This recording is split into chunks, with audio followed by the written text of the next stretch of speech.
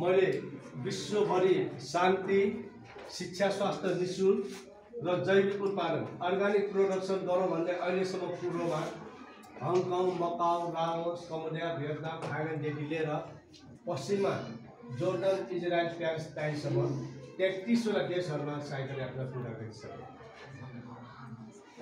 नेपालमा 51 जिल्ला र 77 जिल्ला भिजिटपछि फेरि म विदेश गएर नेपाली उनीहरूले प्रयास गर्छु। अब मैले भन्दैमा विश्वभरि शान्ति, शिक्षा, स्वास्थ्य, निःशुल्क पूर्व, पश्चिम, दक्षिणमा भारत रामचन्द्र मानन्दर साइकलबाट विश्व भ्रमण गर्ने व्यक्ति अहिले त्रिभुवन माविको कक्षा 10 मा आएर यहाँ प्रशिक्षण दिँदै हुनुहुन्छ। त्यही नक्सामा म उहाँलाई फेरि उत्तरमा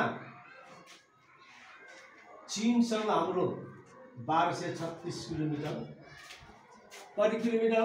1236 किलोमिटर र भारतसँग हाम्रो 1690 किलोमिटर गर्ने हाम्रो अन्तर्राष्ट्रिय सिमाना 2926 किलोमिटर।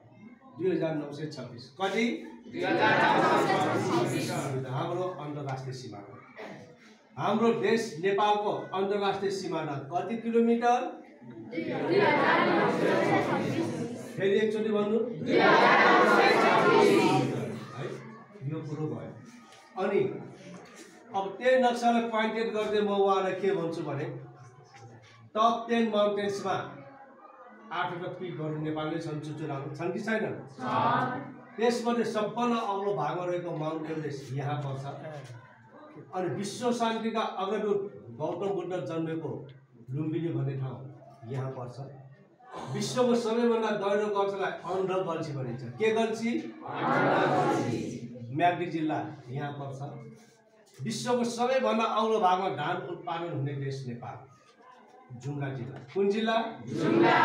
धान उत्पादनमा नम्बर 1 चीन, दोस्रोमा भारत, तेस्रोमा नेपाल जत्रो सानै देश भए पनि बङ्गलादेश हो भने नेपाल पर्छ धान उत्पादनमा 18औं नम्बर। कति? 18 धान उत्पादन। अलैँचीमा नम्बर 1। केमा नम्बर 1? अलैँचीमा नम्बर 1 उत्पादन विश्वमा है। अनि यसै गरी अहिलेसम्म संसारमा डरलाग्दो रोग भनेको क्यान्सर है।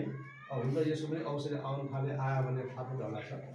र क्यान्सरलाई नभने एउटा नाम हो लो सल्लाको नेपाल। लो सल्ला। के सल्ला? लो सल्ला। हो सल्ला है। र विश्वको जुनसुकै देशले पनि नेपालको यो लो सल्ला पाउँदैन, अरू देशको लिँदैन। किनभने अहिलेसम्म सबैभन्दा गुणस्तर लो भनेको नेपालमा। यसको एउटा प्रशोधन कम्पनी छ हेटौँडा वडा नम्बर 11 मा 7 देशको लगानी। यसमा सबैभन्दा धेरै लगानी नेपालकै छ। कुरा बुझ्नु। अनि यसै गरी तालहरूमा माछा पाइन्छ कि पाइँदैन? जम्मै तालमा माछा पाइँदैन। अब हेर्नुहोस्, माछा पाउने सबैभन्दा अग्लो भागको ताल नेपालमै छ। र सबैभन्दा अग्लो भागमा माछा पाउने ताल नेपालमै छ। त्यो तालको नाम हामीलाई थाहा छ, त्यो हो रारा ताल। कुन ताल? रारा ताल। अब रारा तालभन्दा माथि हजारौं ताल छन्, तर कुनै पनि तालमा के पाइँदैन? अन्तिम माछा पाउने ताल भनेको रारा ताल। जति कुरो म तपाईँलाई भनिरहेको छु सबै विदेशीलाई मैले यही भन्दैछु।